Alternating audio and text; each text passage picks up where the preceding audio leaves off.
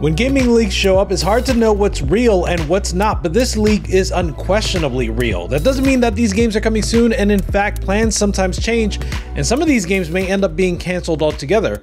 But what we know for sure is that this is a real leak of real games that are planned to PC, and it comes by way of the Epic Game Store. You see, there is this third-party tool that's been in development apparently called EpicDB. The site epicdb.org used to say that EpicDB is a third-party tool that aims to act as a database for everything on the Epic Game Store. It also said EpicDB is currently in alpha, so you may encounter some bugs. Now, I say it used to say all this because as I have been writing this script, EpicDB is currently down, and the proprietor of this service has protected their tweets. So I can't do much more investigation than what's already out there, and to be honest, I wasn't familiar with it up until this point. Still though, I'm extremely familiar with SteamDB, and EpicDB sounds like it was inspired by SteamDB. The thing about Steam, and really a lot of digital stores these days, is that their APIs are pretty easy to use. Steam in particular is extremely open, so developers kind of know by now that they have to use code names if they want to keep their games a secret, because SteamDB is literally mining data on a constant basis from Steam and archiving it in their database. We've seen leaks as a result of SteamDB in the past, and now we have this leak from this new tool that mines data from the Epic Game Store instead of Steam. The short list of games that have leaked that you might be interested in are Final Fantasy IX Remake or Remastered, Final Fantasy XVI, Oblivion, Morrowind, Turok, The Last of Us 2 Remastered, BioShock 4, and Red Dead Redemption. To be fair, most of these games have leaked before in some capacity. While FF16 for PC had not been confirmed up until this point, we were all aware it was coming. There may be room here to speculate that this means another EGS timed exclusive for the Final Fantasy series, but I think it would be too soon to say considering this is simply a leak and it doesn't speak to any plans that Square Enix have for this title other than that it will be coming to PC and it will at least be coming to the Epic Game Store. Perhaps more interestingly is the Final Fantasy IX entry. As recently as May, this was already leaked by a trusted insider. The fact that it exists was the only thing confirmed, however, and this entry in EpicDB doesn't give any more info except that there is some planned DLC like the Tetra Master Starter Pack. The only thing that may be concerning here, however, is that it looks like the title has not been updated in Epic Game Store since August or September of last year, which could possibly indicate that it's not currently in active development. Moving on to the two Elder Scrolls games in the list, Oblivion and Morrowind, we have heard rumors about an Oblivion remake, but we hadn't heard anything about Morrowind. Back in July, a former employee of Virtuos Games claimed that said studio was working on a remake of Oblivion. Interestingly, this is the same studio that is currently working on the Metal Gear Solid 3 remake. There were some notable tidbits provided by the original poster saying that Oblivion might be delivered as a hybrid engine game with the visuals being rendered in UE5, but the original core gameplay and physics would remain running in the original Gamebryo engine. Again, Morrowind wasn't discussed here at all, but it's curious to see both of these seemingly in some sort of active development as they were both updated last month in May. Turok is a remarkable entry here, being developed by Saber Interactive, who is known for MudRunner and World War Z, but they've also provided lots of development support to various Microsoft titles. All of the mainline Turok games have recently received remasters from the venerable Night Dive Studios, so this is likely to be more of a brand new entry or maybe even a reboot of some sort. The Last of Us 2 Remastered is a game you could easily guess was coming to PC in due time. The Last of Us Part 1 came to PC just 2 months after the TV tie-in show debuted, and if I were a betting man, I would say that the PC port of the sequel will be aligned with the debut of Season 2, which is slated to come in 2025. BioShock 4 is a game that's been in development for a long time, and 2K Games actually teased us about the sequel back in March. This game appears to be under active development at this time. Then there's Red Dead Redemption, which shows up under the codename Selma. The PC audience has been waiting a long time for a PC port of the original Red Dead Redemption, and just a month ago this title was leaked via Rockstar's own website. Now of course it's shown up in this EpicDB leak, but it's unclear what sort of state it's in, and honestly after the remasters of the GTA trilogy, I'm not really holding my breath for this port or remaster. I'm concerned it's not going to be good, but I am still crossing my fingers nonetheless. As I alluded to, some of the games mentioned are under code names that some people have been able to identify and confirm, but there are other code names that we know nothing about, names like Concord and Warren and Curly Whirly. So there's a chance that as we learn more about these code names, we may be able to identify more games from this leak. That said, as I mentioned at the beginning of this segment, EpicDB is currently down. I honestly don't know if it's coming back, and Epic have certainly plugged the hole. In fact, Epic provided an official statement to WCCFtech.com, one of the first outlets to report on this story. The statement said, "We released an update tonight so third-party tools can't surface any unpublished product titles from the Epic Game Store catalog." One quick aside, if you're interested in playing Epic games on your Steam Deck, you may want to try Junk Store, which is a relatively new plugin that's available for Decky Loader. Steam Deck HQ has a written guide, and Gardner Bryant recently published a video guide, so I'm going to leave a link to both of those in the description if you're interested. The next story comes courtesy of, well, Valve. Valve surprisingly announced a pretty cool convenience update for the Steam Deck by way of Proton 9.0-2. The new version of Proton enables controller support for some game launchers including Cluster Truck, Fallout 4, Mugster, Skyrim, and Tomb Raider Anniversary and Tomb Raider Legend. It does this by using an open source tool called Xalia, which is apparently a program that provides a gamepad UI for traditional desktop applications. The author of Xalia says that they accomplished this by using accessibility platforms like AT-SPI2 and UI Automation, a unique rule-based language, the .NET Standard, and SDL2. Given that you're actually able to navigate within menus using the D-pad or left analog stick, and you can use the A button to activate the targeted control or menu, or the B button to cancel or exit a submenu. This seems like a really impressive tool, and Valve appears to be putting it to good use here for navigation of launchers. Speaking of Valve, one member of the Steam business team, Cassidy Gerber, recently gave a talk titled Steam Business Update at Nordic Game. A recording of this talk has been published to the Nordic Game YouTube channel, and I have to say it is incredibly enlightening. The talk as a whole shows that Steam is continuing to grow extremely rapidly, especially in these key regions. For example, Steam has greater than 100% growth in the last 5 years in regions such as China, Serbia, Spain, Philippines, and Vietnam. Likewise, they're also experiencing greater than 150% growth in Japan, India, Ecuador, Mexico, Chile, Israel, and Pakistan. Interestingly, despite such tremendous growth in Vietnam, users in Vietnam have not been able to buy games on Steam since early May. It's not entirely clear why, but my understanding is that it has something to do with Steam not having played by the same rules as local game distributors in Vietnam.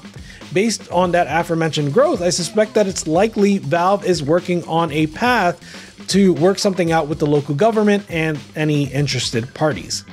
In alignment with their international growth, Valve also recommended to game developers that they would be leaving money on the table by focusing on only the traditional English, French, German, Italian, and Spanish languages, adding that all developers should at the very least consider adding simplified Chinese. Perhaps more interestingly, Steam has seen 19.2% growth year over year in sessions where players are using a controller. That's a pretty notable metric and absolutely plays into one of the markets that Valve very clearly wants to tap into: console-only gamers. That's one of the areas that the Steam Deck was successful at tapping into. Personally, I've gotten so many comments from people that did not own a PC, but were happy to pick up a Steam Deck because of how much more user-friendly and less intimidating it is than a traditional PC, and part of that is certainly because of the controller-first experience. Honestly, this whole talk was interesting, so I'm going to leave a link in the description, but also Game Discover Co. covered this in their latest newsletter, which I love, by the way. And they revealed one more Steam metric that is extremely fascinating. Now, this is an estimated metric put together by both Game Discover Co. and Gamealytic, and so they estimate that in 2023, Steam made approximately $12 billion of revenue, including in-app purchases and DLC. There have been similar estimates in the past, with Microsoft estimating that Valve made $6.5 billion of revenue back in 2021. This estimate seems really reasonable considering this other graph that Valve shared during their talk. Although it is intentionally obfuscated with axes not being labeled, for example, this is meant to represent growth in the last 5 years. And the big takeaway here is that Steam continued to have explosive growth even past the pandemic, whereas Sony and Microsoft's relative growth kind of regressed to the mean. In fact, if we are to believe this estimate, it puts Valve in good competition with Microsoft and Nintendo's reported revenue for 2023 while trailing behind Sony. Given that Steam is continuing to expand while the console market may be plateauing, I would expect Steam to become even more dominant than it already is. Sometimes, however, that sort of dominance comes at a price. One such cost of being a boss is that you end up with a target on your back. Perhaps this is why Valve once again is being sued, this time in the UK as reported by the BBC. Valve is being accused of rigging the market and taking advantage of UK gamers by allegedly forcing game publishers to sign up to so-called price parity obligations, preventing titles from being sold at cheaper prices on rival platforms. Now, there is no telling what sort of evidence the accusers think they may have to support this claim, but it's worth noting that these folks also sued Sony with very similar verbiage, claiming that they believe Sony has been exploiting its UK customers by charging them too much for PlayStation digital games and in-game content via its control over the entire PlayStation ecosystem. Now, I'd venture to guess they don't have much of a case for this one, but I will be following this and keeping you updated. The more I hear about reports from developers and people that speak to developers, the more I hear that devs really care about the Steam Deck, and it's no wonder, right? For one, it must simplify demonstrating your game at events, just like how Square Enix was demoing Kingdom Hearts at IGN Live using Steam Decks. It's also a low-cost, all-in-one testing device, and that's all before you get to just the personal enjoyment of playing PC games portably. Well, we have some more news about some really big games that are keeping the Steam Deck in mind, the first of which is Shin Megami Tensei 5. As you're watching this, SMT5 is either on the eve of release or is already out, but it's been reviewing incredibly well and is already deck verified. With regard to reviews, it's currently sitting at an 88 on OpenCritic. I really enjoyed the Hobby Consolas review. They gave it a 92, saying that thanks to a ton of changes, additions, and improvements, Shin Megami Tensei 5 Vengeance has gone from being a great RPG to one of the best. Even if you played it and finished it back in the day, it's worth returning to this wonderful post-apocalyptic world of demons, angels, and challenging turn-based combat. Now, as far as deck compatibility goes, I spoke to Noah from Steam Deck HQ, and he let me know that it runs quite well. He added that Fairy Village is harder to run, but not impossible. Overall, you will need to make some changes for a stable 60 FPS, but with the SDHQ recommended settings, you can have a fully stable experience that stays below 15 watt drain. With those settings, you should be able to get over 3 hours of battery life on the Steam Deck OLED, if not more. Speaking of RPGs, Kingdom Hearts has finally arrived on Steam, and I asked Noah from Steam Deck HQ about that too. He said that he can confirm KH's cutscenes are completely fixed, menus work fine, and all games should be playable offline. He added that Kingdom Hearts 3 performance does leave a little to be desired in some worlds, but other than those, it's running real well. I know I've reported on Kingdom Hearts in the last 2 news roundups, but it's good to close the chapter on this story with confirmation that Square Enix really did care about performance on deck, and they made changes to ensure that this game was more playable than it previously was.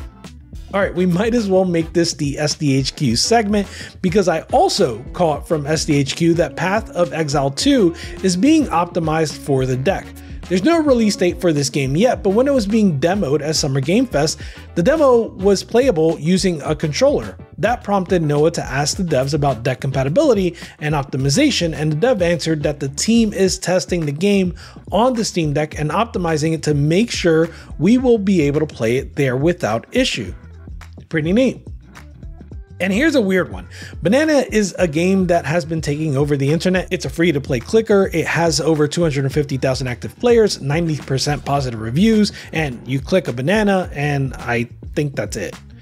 In any case, it just got deck verified. You can use the right analog stick to move the cursor over the banana, and then you can use the 2 shoulder buttons to click to your heart's content. So yeah, verified, I guess.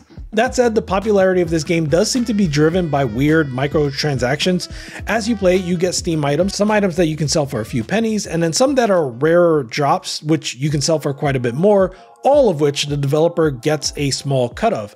I don't know, this is a weird one. Leave a comment if you're playing this and let me know what your experience has been like. In my last video, I gave you a few Next Fest recommendations, and then a bunch more demos became available, and also you all gave me some really excellent suggestions too. Thank you to everyone who commented about a demo. I've been trying to play them all, and now I have some more recommendations that I'm going to rapid fire again. Are you ready? Let's do this. Metal Slug Tactics is a limited time demo, so I'm telling you about this one up front. It's only available until June 17th, so get it while you can. Metal Slug Tactics is, of course, the first time the Metal Slug IP is being used for a tactics game, and people have been waiting to try it ever since it was teased. I gave it a shot, and it doesn't have full controller support yet, but you can map the controls to mouse and keyboard to get it working. Even though this is a tactics game, it otherwise screams Metal Slug. They really use the IP well here. The art is gorgeous, the combat mechanics incorporate different characteristics of the side-scrolling classics like a powerful machine gun or an area of effect grenade/nade launcher. Yeah, overall, I really like what they've done here. Definitely check it out before that demo expires. I Am Your Beast is made by the team that made El Paso Elsewhere, and it's a fast-paced first-person shooter, and given that it's a first-person shooter with time and score attack and I'm compelled to reach for S rank, this is precisely my kind of jam. Also, as is usual for this team, the writing and the voice acting are absolutely superb. Blade Chimeras from a team called Ladybug, who makes some of my favorite Metroidvanias like Two Huluna Nights and Record of Lodoss War. Blade Chimera follows the footsteps of those two games, being another clever and fluid Metroidvania with super detailed pixel art animation and engaging combat. Wild Bastards is the spiritual successor to Void Bastards, so it's a roguelite FPS, but this time with a badass Western aesthetic. It does seem like the game focuses more on being a visual novel than a shooter, and although the combat of Void Bastards resembled the BioShock series, this follow-up strays a bit from that formula. Kitsune Tales is a precision platformer that plays a lot like a Kaizo ROM hack of Super Mario World. I've always been intimidated by these ROM hacks, but there's nothing like a Next Fest demo to get me to try something new. Mind Over Magnet is the game from one of my favorite YouTubers, maybe one of yours too, Game Maker's Toolkit. After talking so much about good game design, this man put his money where his mouth is and is making what is shaping up to be an excellent puzzle platformer. And yes, of course, he cares about the Steam Deck compatibility. I can't get enough of Metroidvanias, and Lone Fungus 2 looks like it's going to be another great addition. I'm loving the momentum-based movement mechanics in this demo, including the really satisfying dash. Check it out. Pipistrello and the Cursed Yo-Yo is just awesome. It's a top-down 2D game, and the viewpoint is reminiscent of Link to the Past or SNES RPGs. This demo, though, focuses a bit on the yo-yo combat with different tricks, including the early ability to bank the yo-yo off corners to attack enemies while remaining relatively safe. Dustborn is so good on so many levels. The art and combat are reminiscent of Hi-Fi Rush, the voice acting is top-notch, the narrative is contemplative, there's kind of a lot going on, but it didn't feel unfocused. My only complaint right now is that the performance left some to be desired on the deck, but this was one of my favorite demos and I can't wait to play the full game. All right, that was another 10 recommendations for you for Next Fest demos. Definitely check those out. Once again, let me know in the comments about any demos that you're enjoying. And I hope you are all having a wonderful week. Deck Gang out. Goodbye.